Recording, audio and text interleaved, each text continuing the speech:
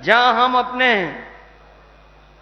नामा राशि अखिलेश प्रताप सिंह जी के लिए वोट मांगने आए हैं, वहीं आपके नेता रहे जन्मेजय सिंह जी सेतवार जी, जो इस क्षेत्र के, न केवल इस क्षेत्र के बल्कि आसपास के तमाम क्षेत्रों की मेहनत कर करके और उनको लोगों को सेवा करने का काम किया, उन्हीं के बेटे पिंटू को भी हम आपसे सहयोग मांगे,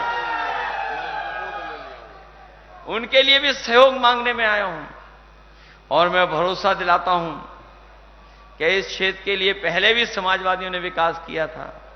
आने वाले समय में जब हम लोगों को मौका मिलेगा तो प्राथमिकता पे इन जिलों को लेकर के हम लोग विकास से जोड़ने का काम करेंगे। जो लोग डबल इंजन की सरकार बोलते थे, उनके इंजन आपस में टकरा रहे हैं और उसका परिणाम यह है कि सबसे ज्यादा जनता का नुकसान हो रहा है। न दिल्ली से लाभ मिल रहा है, न यूपी से लाभ मिल रहा है।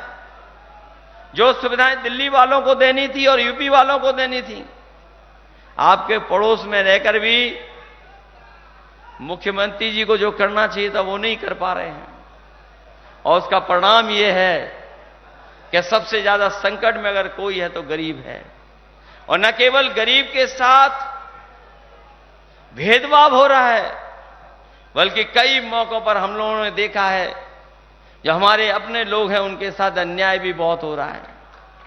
भेदभाव तो है ही है, लेकिन ये सरकार अन्याय भी करती है।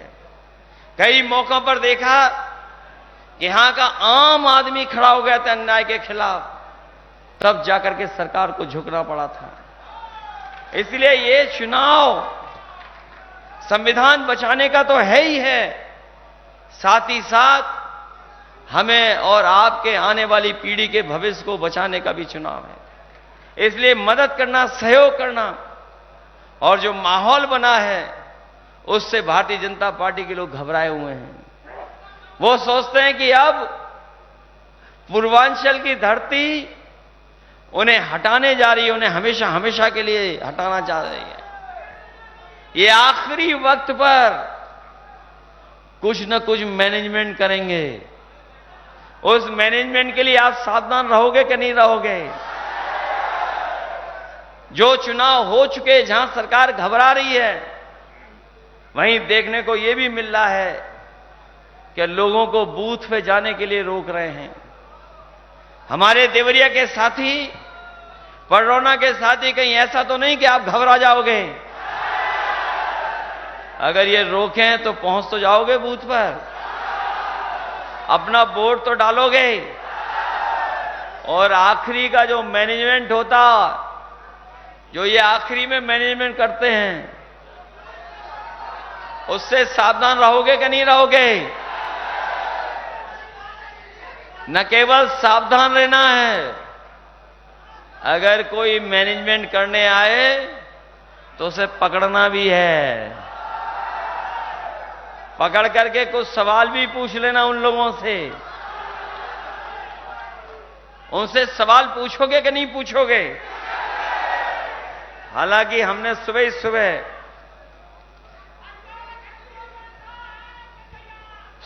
सुबह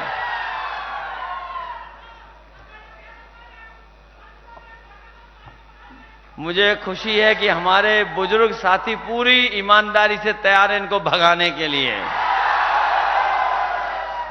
वहीं हम आपसे कहना चाहते हैं, सुबह सुबह हमने कहा कि जहां देखें भाजपाई, वहां बिछाओ चारपाई,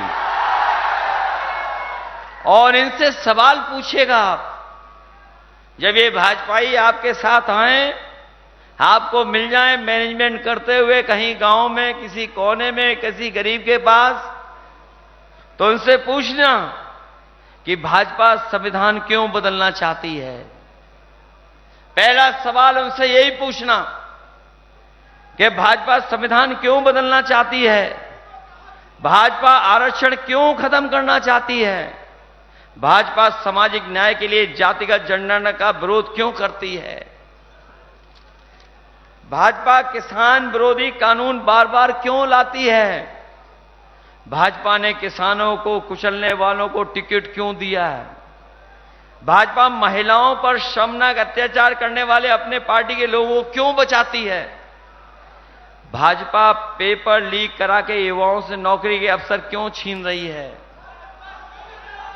वैसे तो हमारे लखनऊ वाले मुख्यमंत्री जी के पास हमेशा बुलडोजर तैयार रहता है, लेकिन इधर देखा है जितने भी पेपर लीक वाले हैं वो सब भाजपाई हैं। उनके लिए आज तक बुलडोजर नहीं चालू हो पाया इनका। इसलिए नौजवान साथियों इनसे पूछेगा कि पेपर लीक करा के युवाओं से नौकरी के अवसर क्यों छीन रहे हैं? भाजपा मुनाफाखोरी को बढ़ावा देकर के कारोबारियों से चुनावी चंदा वसूलकर महंगाई क्यों बढ़ा रहे हैं? जिन लोगों ने इलेक्टोरल बॉन्ड के बारे में पढ़ा होगा, जाना होगा, वो जानते होंगे जब से इलेक्टोरल बॉन्ड की जानकारी जनता को हो गई है, तब से भारतीय जनता पार्टी के लोगों का बैंड बज गया है और उनकी पोल खुल गई है। जहां भाजपा कोरोना के समय पर हमें और आपको जानलेवा वैक्सीन जनता को क्यों लगवाना चाहती थी और क्यों लगवाई?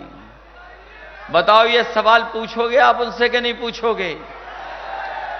जहां ये सवाल पूछोगे वहीं मैं आपसे अपील करने आया हूं कि मन की बात करने वालों को सबक सिखा देना और उनसे कहना कि बहुत हो गई मन की बात, अब होगी संविधान की बात, और वही संविधान जो हमें और आपको अधिकार दिलाता है। इन्हीं शब्दों के साथ मैं आप सबसे बहुत बहुत धन्यवाद और आभार प्रकट करता हूं। मुझे उम्मीद है कि हमारे दोनों प्रत्याशी, एक तो अखिलेश प्रताप सिंह जी, दूसरे पिंटू सेधवार जी, इन दोनों साथियों की मदद करना, इन दोनों का सहयोग करना।